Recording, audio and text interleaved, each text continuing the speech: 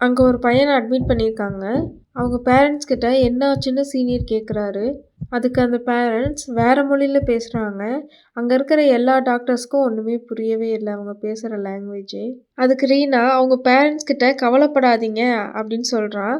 அதுக்கு அதுலேருந்து ஒரு சீனியர், உனக்கு ஃபஸ்ட்டு அந்த மொழி புரிஞ்சா அப்படின்னு சொல்லி கேட்குறாரு. அப்போது சீனியரில் ஒரு பொண்ணு, பையனுக்கு எக்ஸ்ரே எடுக்கணும், உடனே எக்ஸ்ரேக்கு ரெடி பண்ணுங்கன்னு சொல்கிறான். அந்த எக்ஸ்ரே ரூமில் பையனை படுக்க வச்சதும் அங்கே எக்ஸ்ரே எடுக்கிறவர் பையன் என்ன முழுங்கிட்டான்னு கேட்குறாரு. அதுக்கு ரீனா பொம்மைன்னு சொல்லிட்டு வெளில போயிட்டா. அங்கே வேற ஒரு டாக்டர் எக்ஸ்ரேயோடு வந்து, எக்ஸ்ரேல பொம்மை தெரியல, அதனால வயிற்றுக்குள்ள இது போயிருக்க வாய்ப்பு இருக்குது, ஒரு எண்டோஸ்கோப்பி வேணால் எடுத்துக்கலான்ட்டு அந்த டாக்டர் சொல்கிறான். சீஃப் டாக்டர் ரதிக்கிட்ட கேட்டுட்டு அடுத்த ஸ்டெப் போகலான்னு ரதிக்கு இப்போ கால் பண்ணுறாங்க. ரதி வந்து எக்ஸ்ரே எடுத்து பார்த்துட்டு அந்த பையன்கிட்ட உட்காந்து, தொண்டை வலிக்குதா அப்படின்னு 2 வாட்டி கேட்குறா. அதுக்கு அந்த பையனும் தலையாட்டுறான். பேச முடியலையா அப்படின்னு கேட்குறா. அதுக்கும் அந்த பையன் தலையாட்டுறான். அதுக்கு அங்கேருந்த ஒரு டாக்டர், ஒரு எண்டோஸ்கோப்பி வேணால் எடுத்து பார்க்கலாமாங்க டாக்டர் அப்படின்னு கேட்குறா. அதுக்கு ரதி அந்த பையனை பார்த்து சிரிக்கிறான்.